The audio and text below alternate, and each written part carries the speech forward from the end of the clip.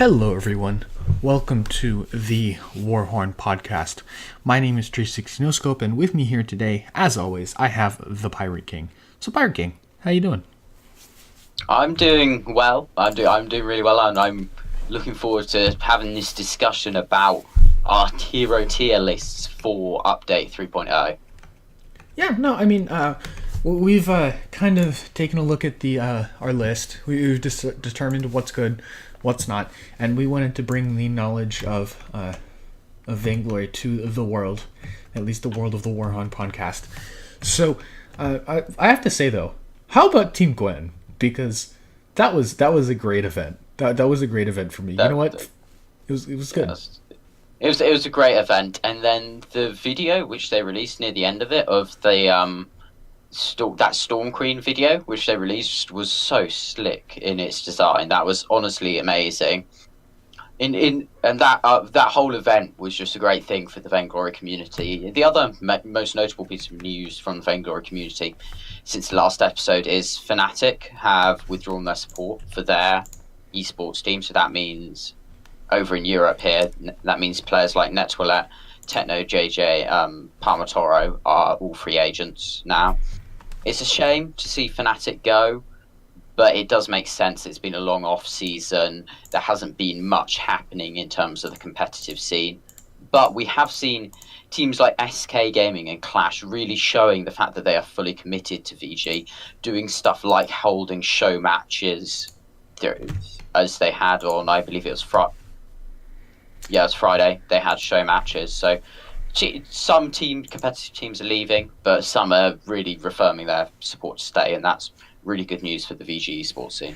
Yeah, no, it is. I mean, it's a weird, because obviously you want as many teams in Vainglory esports as possible, but at the same time, because it's naturally 5v5, we're basically getting like that powerhouse teams, right? We get the people who are really, really good in 3v3, who are now up and coming, and then all of a sudden they form these super teams. So we're going to see, at least in my opinion, like one or two ridiculously good teams that are going to be the standard for everyone else to follow, and then it's basically everyone playing catch up. It's weird though, because the offseason is so long, eventually you're going to start seeing teams just like slowly but surely just be like, all right, yeah, we have our date set for July, but do we really want to keep paying these players for doing nothing? Yeah, and that is a bit of an issue. Hopefully we can get the competitive season going back as quick as possible, but that's not the main point of this episode. The main point of this episode is our hero tier list, which we've linked a sort of bare bones document down in the description below, and I'll be linking a bare bones document on the tweet, which I'm going to be putting out about the episode. But what we're going to be doing here is explaining why we've picked the certain heroes that we have in certain positions. So first, let's deal with the support category. All right, so with the support category, I think we can all agree that Ardan is the best roamer by miles, or support, I guess. His gauntlet is just such an impactful ability to be able to control team fights in such a large way, and to sometimes even be able to do it twice with the gauntlet, Echo Gauntlet, having the utility in the Swiss Army knife. That is his Vanguard, and the Blood for Blood that simply allows you to start body blocking stuff immediately. Ardan is one of the best, if one of the best, but simply the best support in Vainglory 5v5 this patch. And once you start going down the list, you see like the likes of Grace, Catherine, and Lance, Adagio, Lyra. Like we can get into that a little bit further, but like there's just such a gap between Ardan and all the rest of these that it's really not even close. Yeah, Ardan is by far the strongest roamer, just due to the fact that he's also incredibly tanky along with this, and has relatively quick movement speed around the map, which just makes him even better. In terms of builds, as a sort of generalized, like captain builds have really been shaken up with the introduction of 5v5. So and what you build is obviously highly, highly, highly situational. But you will be looking to pick up a fountain in virtually every single build path. It's very rare that item will not be picked up. It's just too good to ignore. Crucible quite often is also needed, simply due to the fact that there was almost always some big ability which you need to be blocking.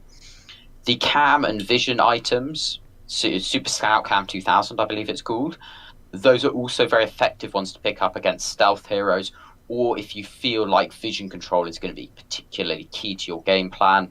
War Treads, as always, and as Tree mentioned, on Ardan in particular, we're looking at stuff like that Echo to be very strong.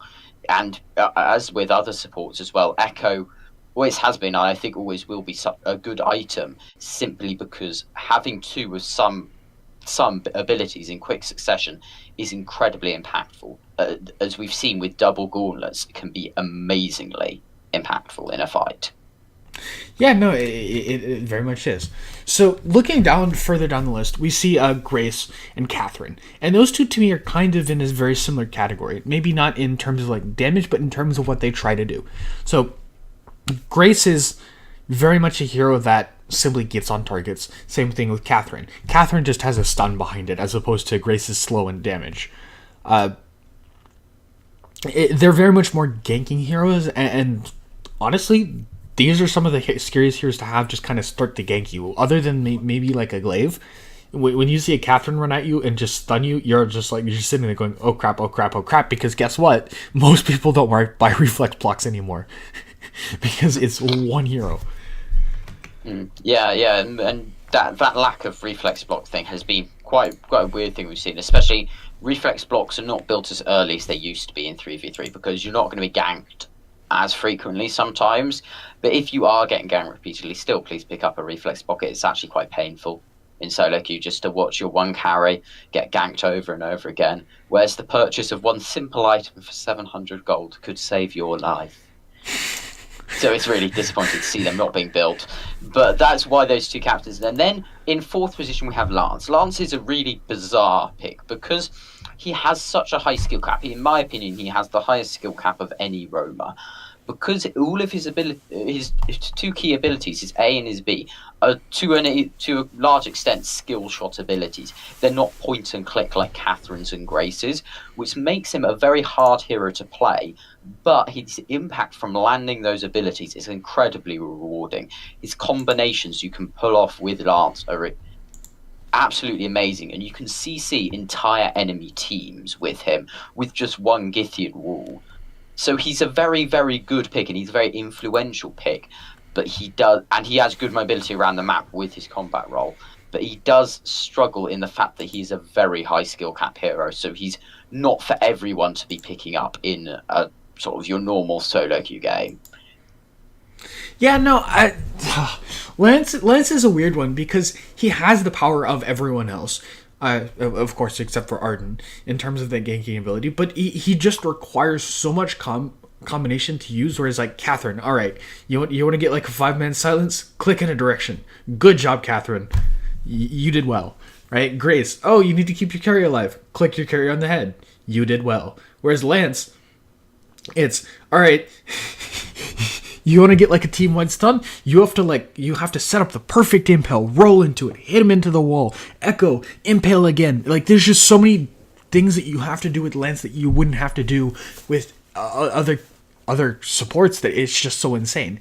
And honestly, I love him for it. So in this fifth spot, we decided to kind of split it up, do Adagio / Lyra, and the reasoning, I know Riot, because these are technically 6 heroes, but the reasoning behind this is that Adagio and Lyra are more heal supports. If you want to push a lane, say, hey, we got a Saw, push down that lane, kill that turret, you want to have a little bit of sustain, and both Adagio and Lyra are, at this point, kind of on an even footing in terms of healing. Lyra, once she got her nerfs, does like nearly no healing anymore. Yeah, her healing's definitely been reduced, but if you are picking up things like, in particular looking towards this Saw, but other split pushers as well to some extent, and if there's a hero whose laning phase is particularly weak and you need to get them through it, a healer is quite often the best way to do that, because it just allows your carry to sustain a lot better in lane. These heroes in particular, these are the one, in my opinion, situation where you could get away with not building a fountain, is by picking up And by picking up stuff like a Crucible and War Treads, you just get so much healing through your abilities anyway that a fountain's not necessary. But it's still a very good item, and you should definitely consider picking it up. But these are the few heroes you can get away with not building that fountain on. Yeah, no, and Lyra's always been kind of infamous for that. But I mean, I still feel like it's still a good item, and it's funny the position that Fountain's taken now, which is that like you don't necessarily need it first item anymore. Sometimes it's more valuable to get better vision in an upgraded scout cam. Sometimes you simply need the Crucible because I don't know, you're worried about like 5-man silences, things like that. But I don't know. We'll see how the meta plays out. Now, specifically for junglers. So junglers are a little bit more even. Obviously, you have Glaive number 1 because his ganking potential is just ridiculously insane. You build like just basically keep building spell swords these days, and then gank someone. GG, it's over. You win. And then Krul, who basically does the same thing, just not as fast. Yeah, and Krul, you also have the fact that both of them, they function differently. Glaive does not sustain for as long in a fight and is more bursty in the way he does his damage. Krul can sustain for longer in a fight and can do more damage over time, more sustained damage, and is also tankier than a Glaive if he manages to get on target. But he can be more easily disengaged from than a Glaive. Glaive is quite hard to disengage from. Afterburn is a notoriously tough ability to block, especially when it's coming from an area where you can't see the Glaive. Krul, on the other hand, if you... Again, it's hard to stop him ganking you if you can't see him coming. But if you can see him coming, he's somewhat easier to avoid than a Glaive, which is why Krul just drops back in that positioning. He's also just that little bit he's not quite as effective in his ganks. As if someone has a dash, they can escape a Krul gank a bit easier than they can escape a Glaive gank. But those two are firmly right at the top of the jungle positionings. And then we come into something which has only really come through recently, and I know T-Tigers in particular from North America is a massive fan of this, as he's made a YouTube video about it recently, is Baptiste, in particular weapon power Baptiste. So weapon power Baptiste has always been one of those like theory crafted heroes, right? Because it's like, oh my gosh, look at his empowered damage. His empowered damage is ridiculous.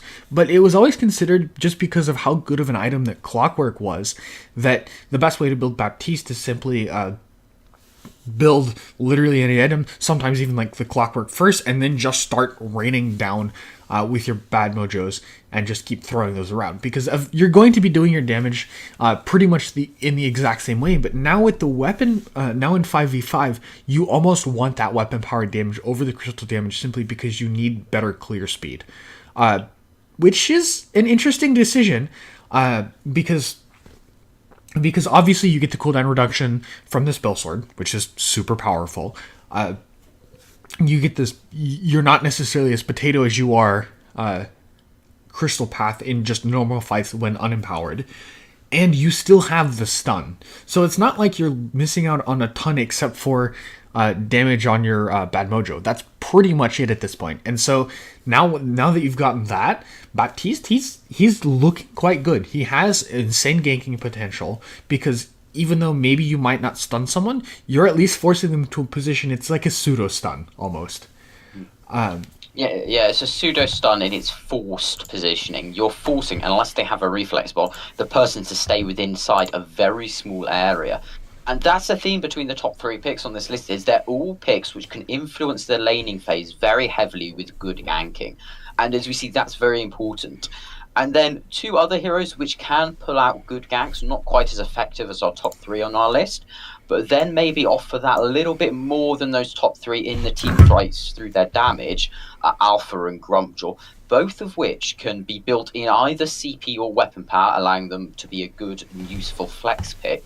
And if built CP path, have that amazing upfront burst damage through their A, with both of them, where they just can charge into a lane or charge towards the enemy and deal tons of, over 800 damage in some cases.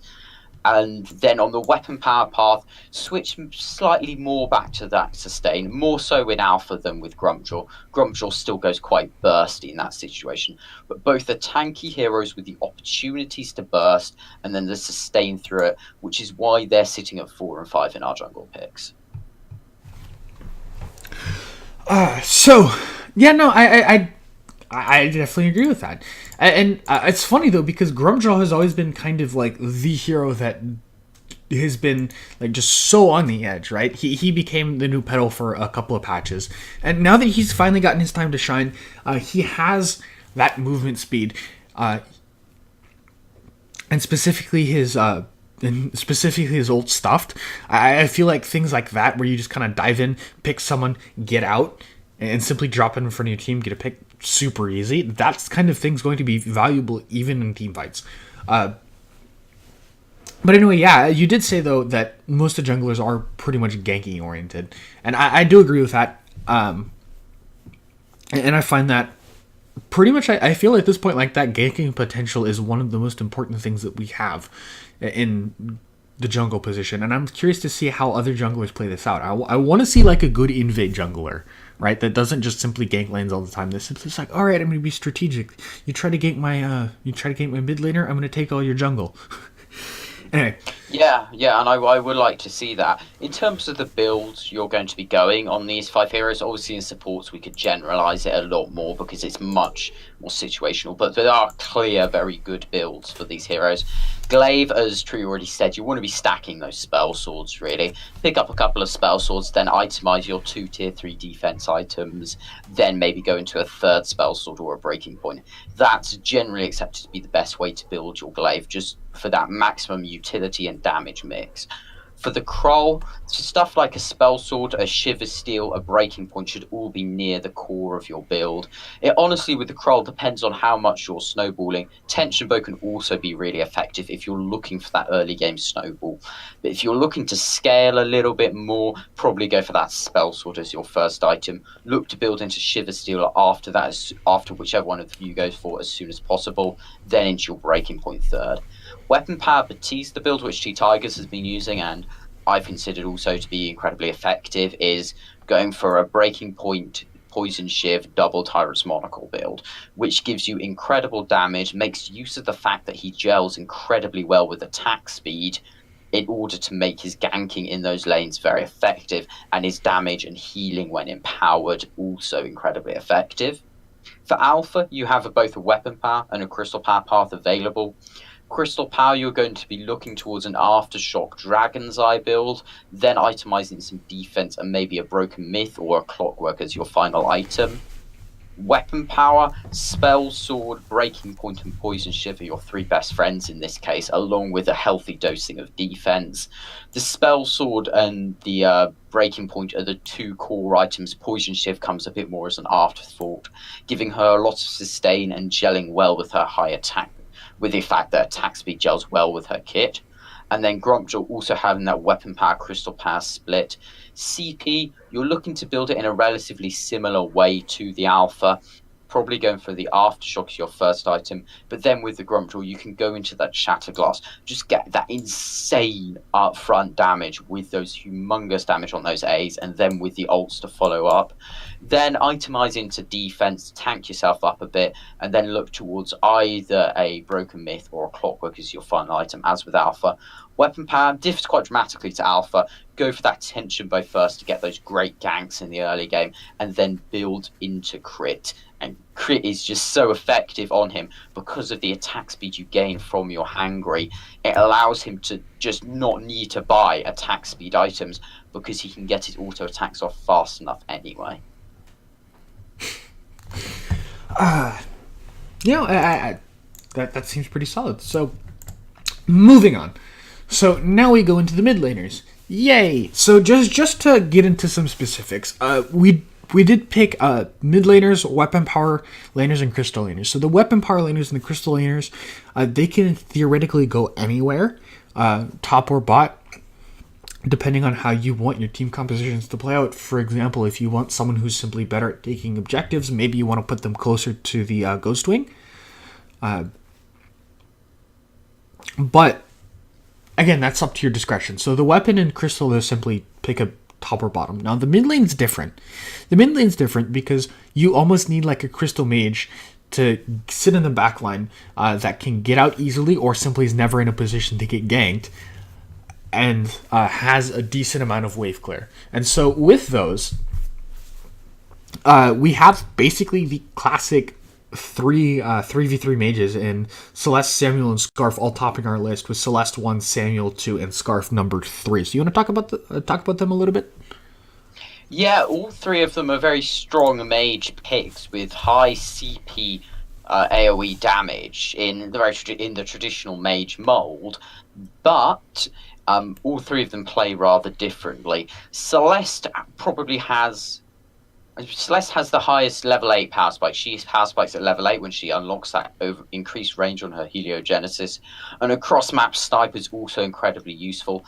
And she has some of the best disengage within the kit with her core collapse stun. As we note that the other two mages, Samuel and Skaarf, don't have that ability to disengage. And that's the reason why she's top of our list. Plus, it is a little bit easier to land her damage than the other two. Samuel has amazing siege potential. Level 2, really good power spike for him. He also power spikes at level 8, but not quite as hard as Celeste. Really good poke you've got with those Malice and Verdicts, and chaining them together with your Drifting Dark allows incredible splash damage across multiple enemies. Sleep is always a good ability, and it somewhat goes underlooked in 5v5 because it's not usually the thing which captains are prioritizing their Crucible for. There's quite often a silence or something, or a bigger AoE stun like a Versus Judgment to be worried about. So you can get a lot of work for that in 5v5, and that's why Samuel's second in our list. Then coming in third, we have Skaarf. His poke from his his Spitfire is a bit easier to dodge than the other three, and therefore a bit harder to land. But his Goop is such an amazing ability. It got buffed in patch 3.0, giving it a shorter cooldown and higher damage, basically reverting all the previous nerfs that happened to it. Now, especially against melee targets, Skaarf is exceedingly destructive because there's not many ways to move off that goop, and if you can't move off that goop, you are going to take tons of damage. His ultimate, arguably less effective than the other three. You're not going to be using Dragon's Breath a lot. Want to keep using that Spitfire goop combo as much as possible, which is why he drops down to around third in our list. Yep. No, that all seems pretty logical. I mean, I find that I did talk a little about the wave clearing, and Samuel to me is probably one of the weirdest ones because he has a harder time, at least personally, getting down the poke damage unless he has his Drifting Dark up. But once he does, he's just probably one of the most destructive. Whereas you see things like Celeste and Skaarf, where they're just almost always good. Like, Celeste may be, okay, hey, she's throwing out a Solar Storm, but for the most part, Celeste is just Celeste. Skaarf is just Skaarf.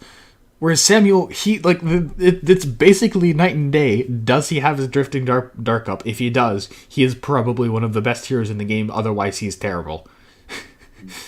Yeah, and that's why with your build with Samuel, you're going to be prioritizing that Clockwork very early. You need that Drifting Dark up as much as possible. And if you have that Clockwork, you can have it up pretty close to constantly. You only have a sort of 1-2 second gap in between them. Also, Frostburn, if you're needing to kite back on your mage, Frostburn's a very good pickup.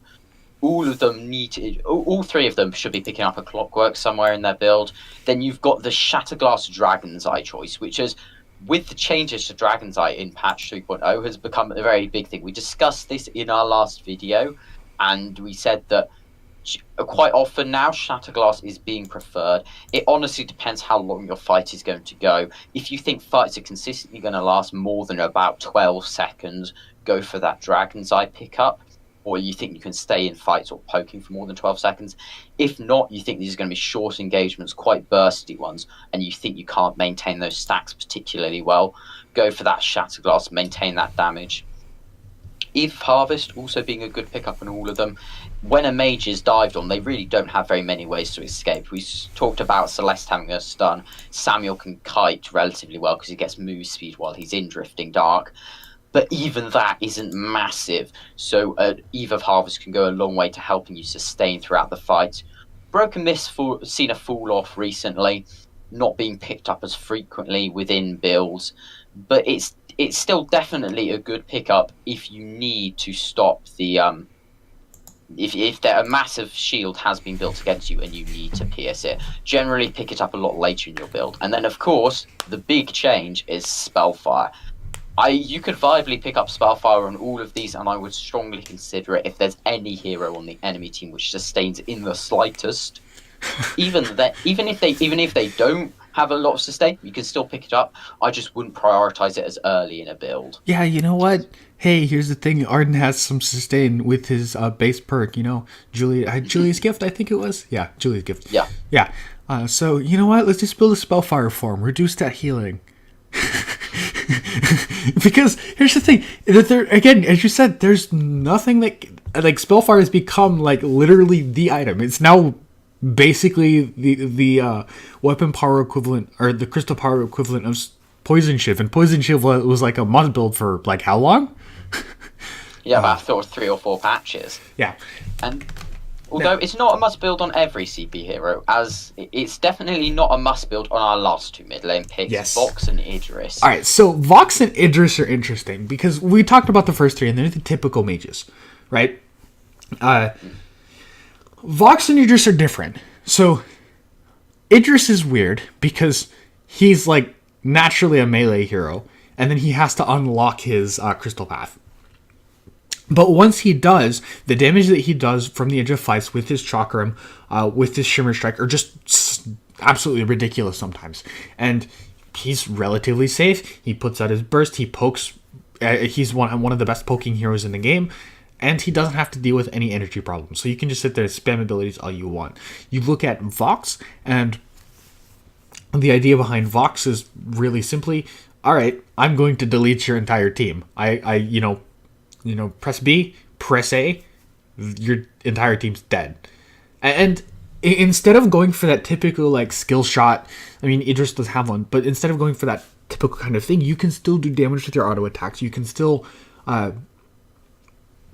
you're essentially playing the role of a basic attack crystal hero, and that's what makes these two the most interesting and probably the most flexible of out of these lists, is that you can take Vox and Idris basically anywhere in any lane, but in the mid lane they work well because Vox's resonance just simply clears lanes incredibly fast, and Idris's chakram, especially if you can get minions up in a line, you just throw a single chakram, it'll hit them twice, and you can basically clear it out like that. But I think Vox and Idris have probably the 2 best power spikes in the game. Idris when he finally unlocks his crystal path, and Vox once he starts to get towards that second tier 3 item kind of point, and they both definitely take over games. Yeah, they both can definitely take over games. You're mentioning about them auto-attacking more than your other top 3 mages in the list.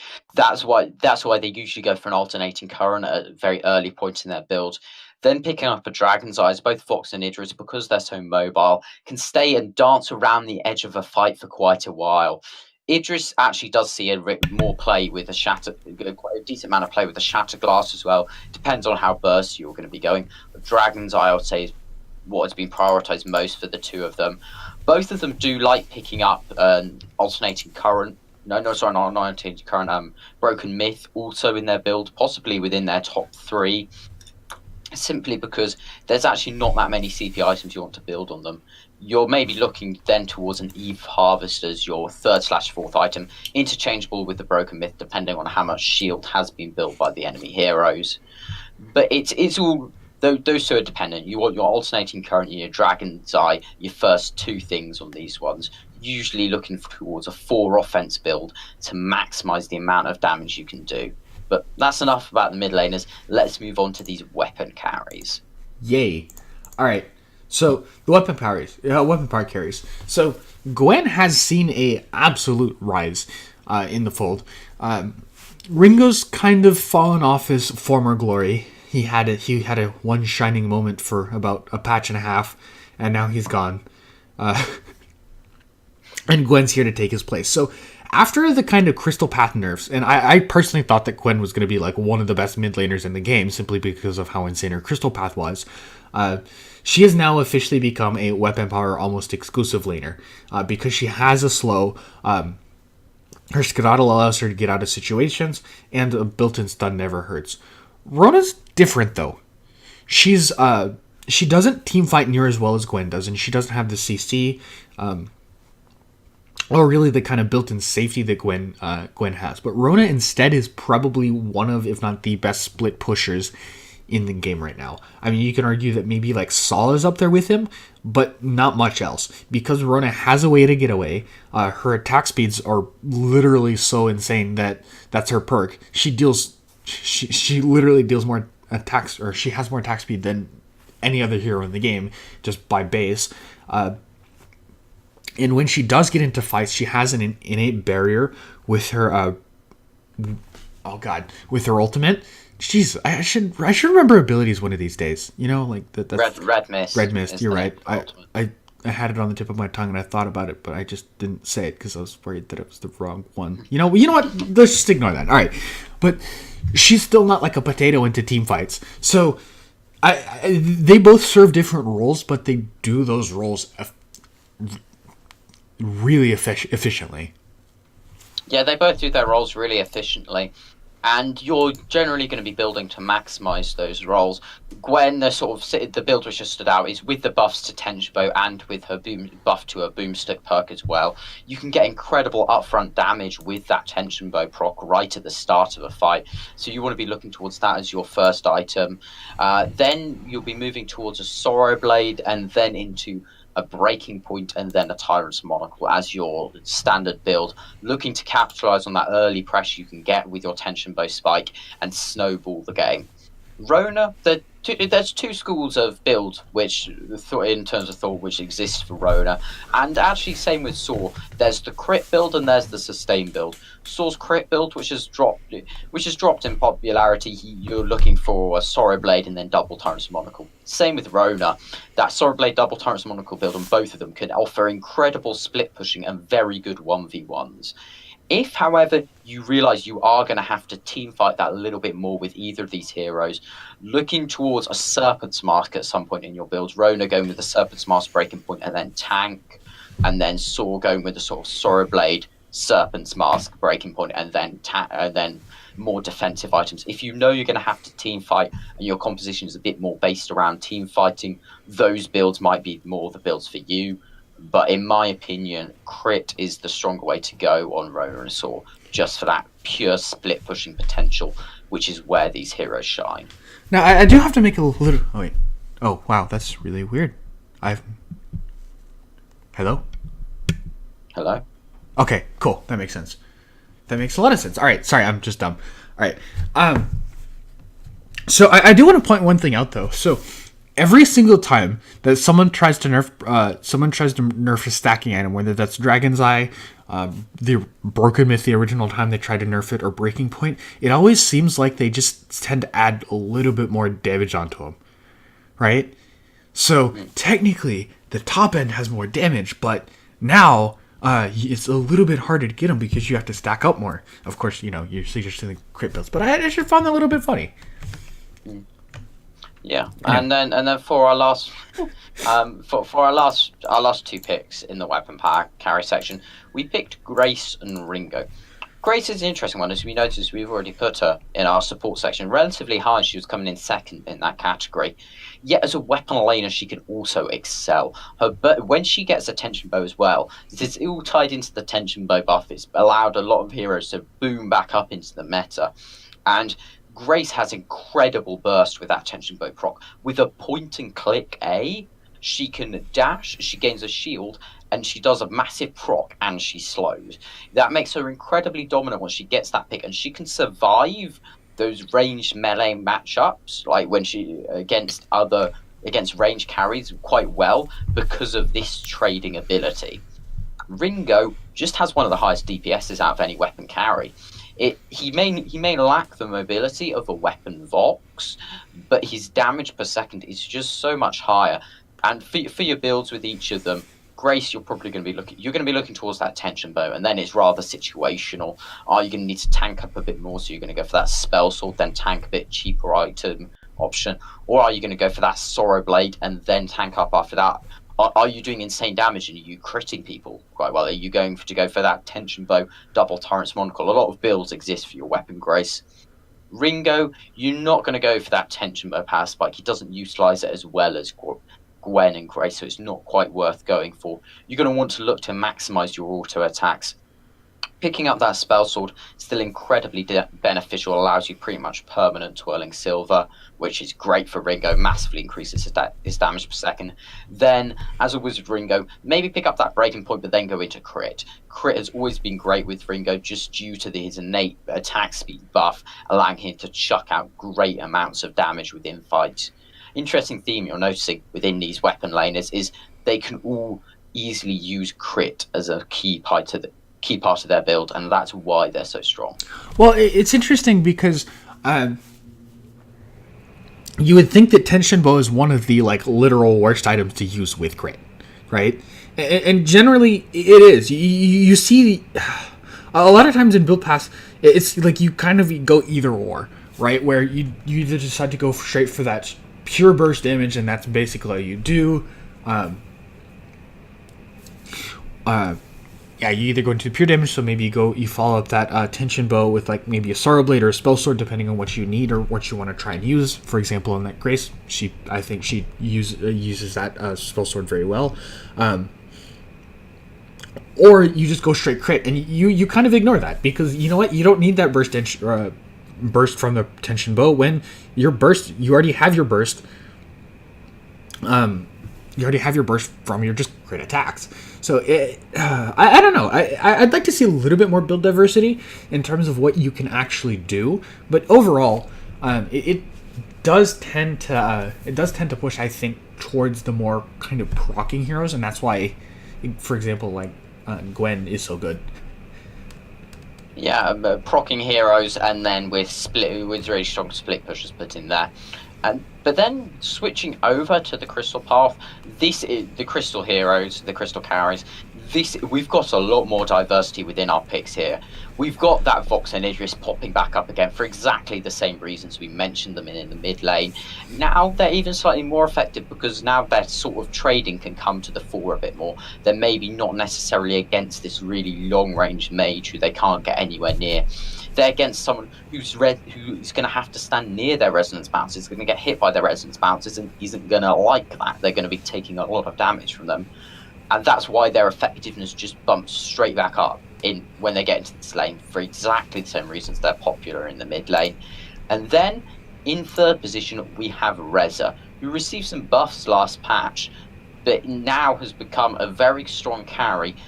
Due to those buffs to his Netherform Detonator, allow him to get onto the backline, avoiding CC as he dashes through the ground. Well, I think he dashes through the ground, doesn't he? Yeah, he does. Or with his ultimate? Or just the dash? His ultimate. Yeah. I've always thought he went up. Like, he came up and down. Does he go up? Does he go up? Because he bursts out the ground.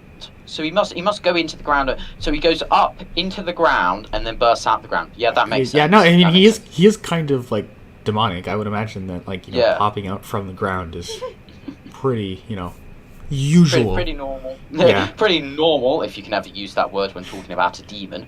But the reason why this makes Reza so good is he can get onto a backline in a teamfight and not necessarily survive, but trade himself. He can get to the backline and take out those mid laners, which we were talking about earlier.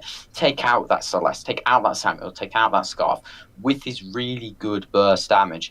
And that's the key to why he's popular. He can have a weak laning phase, but that ability to dive into the backline and even if he's not doing that, the ability to sort of nip in and out of fights, doing that a little bit of trade, land your A, nip in with a B, nip out with another B, not taking any damage and doing a decent amount of proc. With the sort of aftershock you're going to be looking for as your first item with Reza, he can make use out of things like a Shatter Glass and a Dragon's Eye, but Clockwork is also still very effective then looking towards that Broken Myth if they start stacking that shield against you.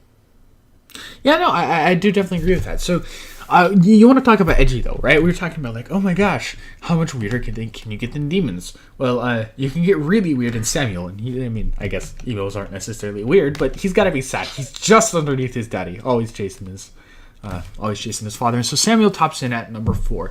So we did put Samuel very high in terms of the mid lane list. He was actually number 2. But here, I want to talk a little bit about why he doesn't necessarily succeed as well.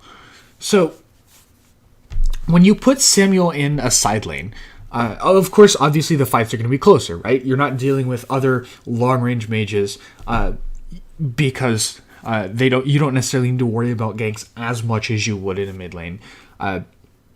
People are going to be closer, and trading's going to be, I guess, more common. Well, when talking about that, specifically about the trading, the Malice and Verdict, as I've said before, it just kind of falls off when you're close to minions. And that's exactly what happens, is that his trading potential goes down. And yes, while he may get his occasional empowered basic, get a little bit more health and mana off of that, it doesn't necessarily help him as much as it does the Vox, who just makes everything closer to him. Idris, who just has a much easier time than with his chakrams. Or even like Reza, where he actually becomes effective because now he can potentially poke and trade, as opposed to him not being able to do so in the mid lane.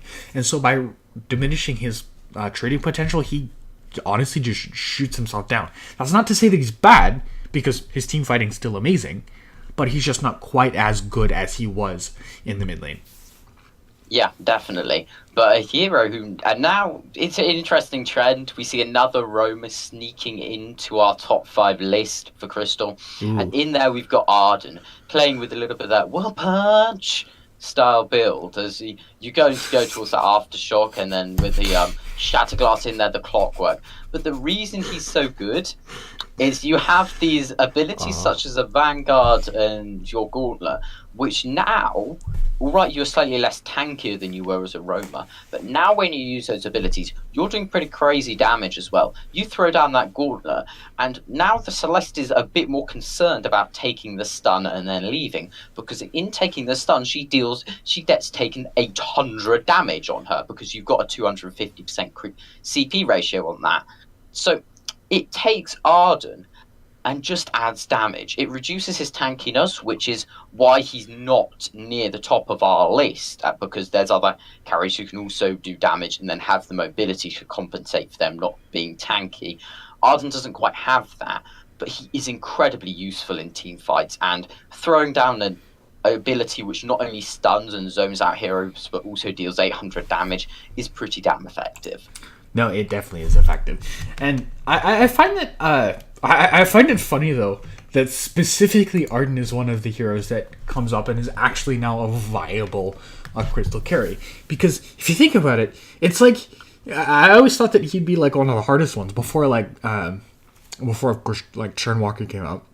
At least with like Finn, you had like the occasional troll builds where it's like, all right, drop to Kugel, hit you for 500 every like 2.5 seconds, and it's great, right? But here, he actually has some damaging abilities. His mobility is great. The Gauntlet's still as effective as ever.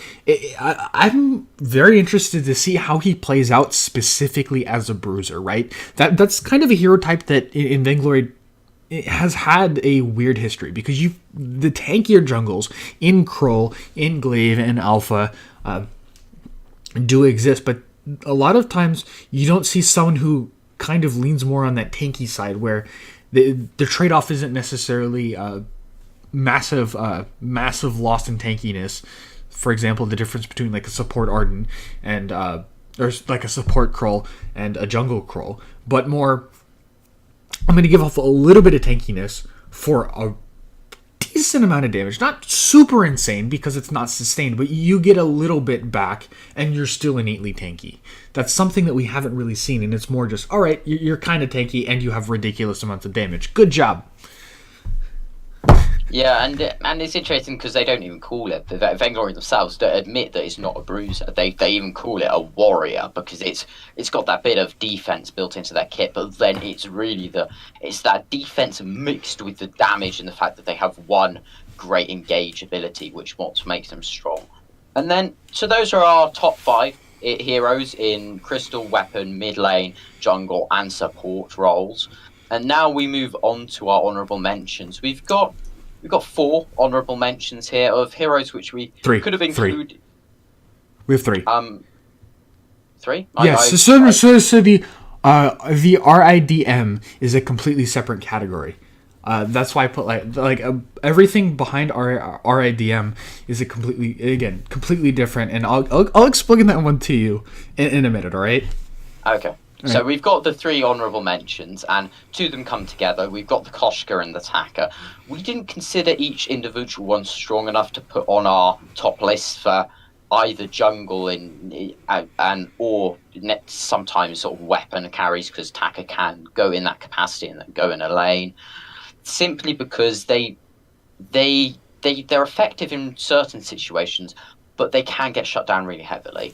And if they are shut down heavily, they just lose all effectiveness and are basically a non-factor on your team.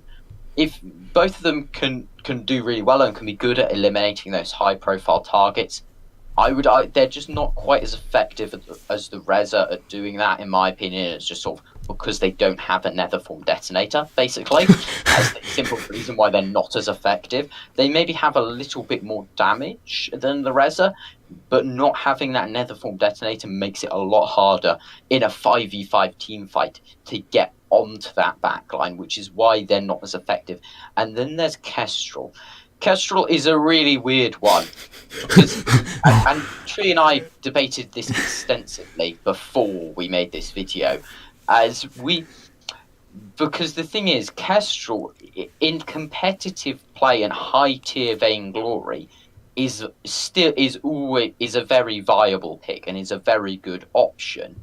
Yet the minute you get out of around tier 10, Kestrel just falls off so bad because she's such a hard hero to execute and play.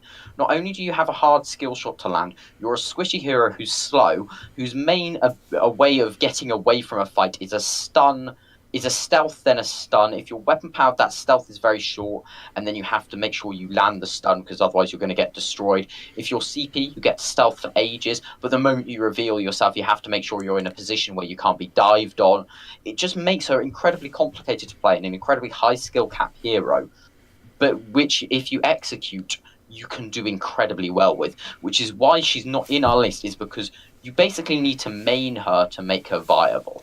You need to put a lot of time practicing her to make her the right hero for you to pick in a situation, and that's why she's not going to be on our list. Well, and another thing to point out though is that even if you do have that kind of dominating Kestrel that throws everything out there, it's not like she's so far above a Gwen or a Rona. Or a Saul. I mean, I guess absolutely you can argue for like a Ringo, but she still has just such a hard time getting to a point where she simply is just head and shoulders above everyone, and I think that's really what separates Kestrel apart from the rest of the heroes on our list. It's not simply because, oh my gosh, she's just so hard to play, she's too hard, SCMC please buff, but mainly because even when you do get that situation where she is just perfect, she is the best hero for the situation,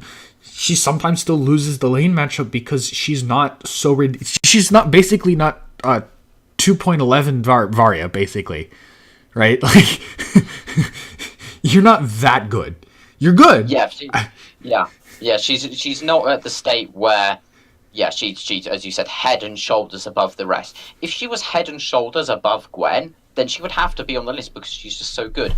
But if she isn't, the fact that she's so hard then brings her down, and that's the key dilemma. Well, because even fun fact, even in tier 10, she has like a negative win rate against everyone except for, I think it was like Grumpjaw. It was either Grumpjaw or like Petal or something. No, not Petal. Because Petal does decently well into. Yeah, but Petal's quite good in particular into weapon Kestrel because she has a really hard time destroying those Munions. They're really good at body blocking against the Kestrel. Yeah, but oh god, I'll have to look that up sometime. Maybe I'll push it in like the YouTube like description or SoundCloud, one of the two. But anyway, so. Tree, what is this RIDM category on this list? The RIDM category. So the RIDM category stands for Run It Down Mid. So if your intention in this game is to throw a match, we've got the heroes for you. I have officially put them in not necessarily any like ranked order, because sometimes maybe like in different situations, maybe you have like those late game run it down mids, where in the late game Glaive can just, if he has like several spell swords, he can just keep running it down so fast that he's just great. Whereas like you have the early game run it down mids, right, where Koshka has some potential to end games really quickly because she gets a speed boost, and when she runs at turrets, she does so at exceptional speed, and she doesn't need the spell sword. So let's get into those lists. So Flicker, absolutely one of the better ones, right? Because hide in the bush for a couple of seconds, and you get a speed boost, and you're playing Flicker. What's trollier than a Flicker? This is quite hilarious. So then after the Flicker, we've got the Glaive because of that spell sword. Then we've got a Vox because he has a short range dash on a very low cooldown. Then we have the Grace, who just a general high base movement speed. A Koshka because you can twirly fun on two people, and then I would like to add also to this list a Gwen. By simply putting points in your B, you actually gain movement speed, therefore just making her a good hero to run it down mid. Because if by just leveling up an ability, once you hit level 8, you are then one of the fastest heroes in the game. So you're very good at running it down mid. Oh, that's really good.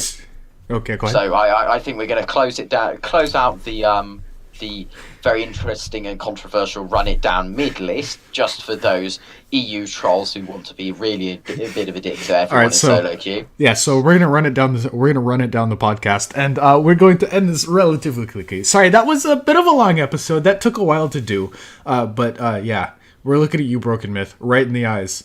Come at us. Come at me, bro. All right. Well, anyway. So, my name is still Trey16NoScope. It has not changed since the start of the video. So, Pirate King, you got anything to say? I just hope that this list has been really and the explanation of the list has been really informative for people listening, and hope that it can help you improve your gameplay in 5v5 on Vainglory. I'd like to see you out on the rise. Oh God, that is why I both love and hate the name of the new map. Anyway, so thank you very much for listening into the Warhorn Podcast. Tune in next week when we inevitably discuss something. We'll come up with more ideas. Wink, wink. All right. Thank you very much. Goodbye.